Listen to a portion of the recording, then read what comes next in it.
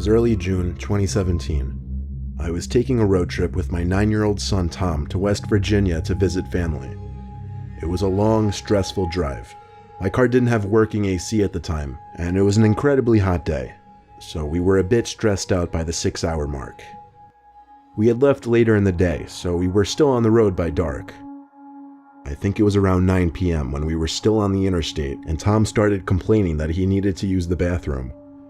There was already tension in the car before this, but his constant complaining brought about a slight argument between the two of us. It was about personal stuff I'd rather not share with the internet. At last, I saw a blue rest area sign zoom past us on the interstate, so I veered off into the rest area. It had a small building with 2 bathrooms, a couple vending machines, and a few benches. That was it.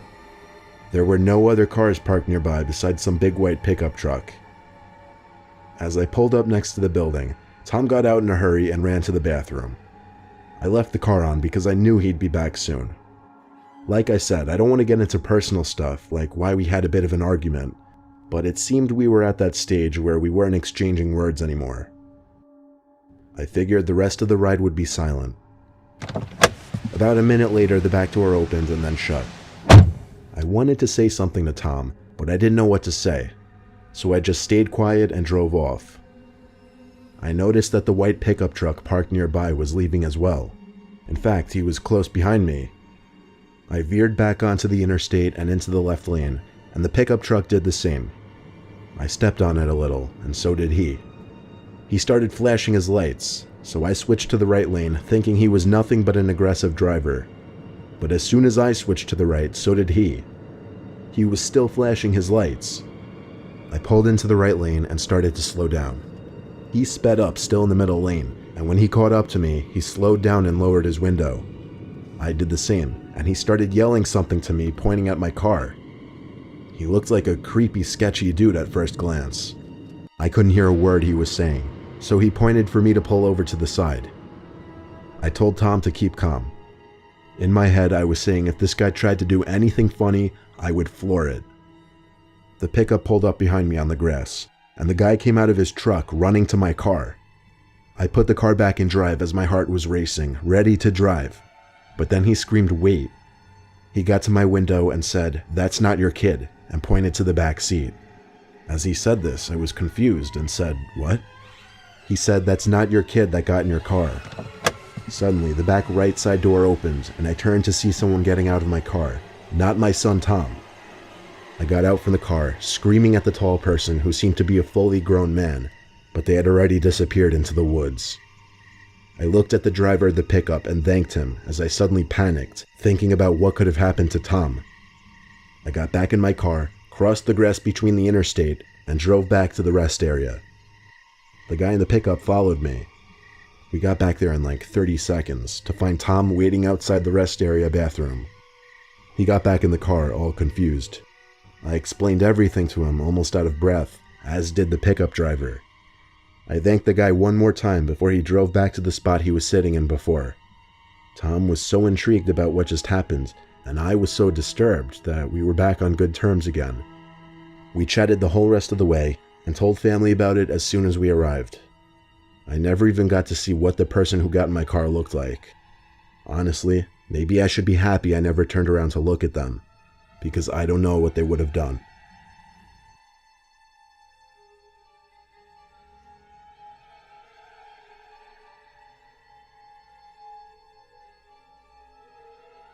My girlfriend and I took a road trip to California recently. The way there was completely normal. We left home early in the morning and got to the hotel by nightfall.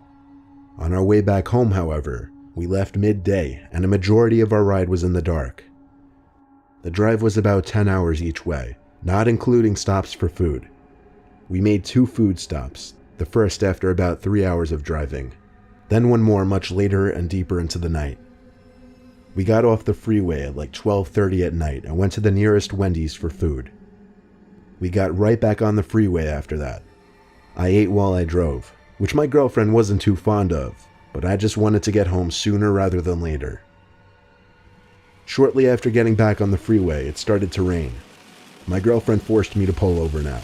She didn't want me eating and driving in poor conditions. As I pulled to the side, it actually started to downpour.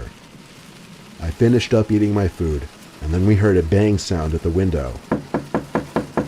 At first, I chalked it up to noises from the storm, but when I looked to my left out the window to see a figure blocking 90% of the window, along with the shriek of my girlfriend's, I nearly had a heart attack. I didn't want to roll down the window given how hard it was pouring, but over the sound of the torrential rain pounding on the car, I couldn't hear what the person was saying. I opened the door a crack and yelled out to the person, who turned out to be a woman. She was soaked already and looked disheveled and scared. She asked for a ride, and what was I going to do? Tell her no in these conditions? I told her to get in the back seat. My girlfriend gave me a look. I don't know what kind of look exactly, but it looks kind of like a "why the hell did you let her in" kind of look. I asked the woman where she was heading. She didn't answer. I caught my girlfriend giving me a look again because of this. I ignored her and turned around to look at the woman in the back seat, assuming she didn't hear me. But as creepy as it was, she was actually looking right at me with a cold, unfriendly face. I'd say it was a neutral, blank face, but something about it was just off-putting. I repeated my question, and she just shrugged her shoulders and laughed. I looked at my girlfriend, who was once again looking at me. I said out loud that I'd be dropping the woman off at the next town we crossed. I guess I was announcing that to both my girlfriends and the woman. As we got back onto the barren highway, there was a sudden ear-piercing screaming sound coming from right behind me, and the woman sitting behind me suddenly wrapped her arms around my throat. I slammed on the brakes as I was struggling to breathe, almost sliding into the divider. My girlfriend, quote, slashed at the woman's face with her long nails. The screaming turned from a deranged, angry kind of screaming to screams of pain and agony. I got out of the car as she had her hands pressed up against her face in agony. I then opened the back door, grabbed the woman with both hands, and literally threw her out of the car into the rain. She started begging, "Please, please," over and over as I looked down at her. But that's all she said. She cried as she kept saying the word "please." I ignored her and got back into my car and locked it. As I put the car in drive, there were bangs at the window as the woman started screaming again. Her screams once again sounded like the screams of a deranged mental asylum patient. I drove away casually as she was no longer a real threat, or at least not that I knew of. My girlfriend quickly got on the phone with the police and warned them of some suspicious, unstable woman lurking around the highway. We didn't stop again, though. We went straight home from there, obviously a bit shaken up and whatnot, but I didn't want to be thinking about that incident for any longer than I had to.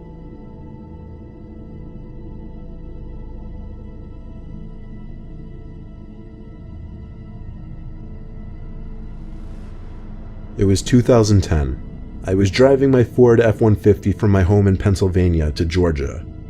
I had family in the countryside of Georgia who I'd be spending the week with. It was going to be a drive of around 14 hours, and I planned on doing it all in one day.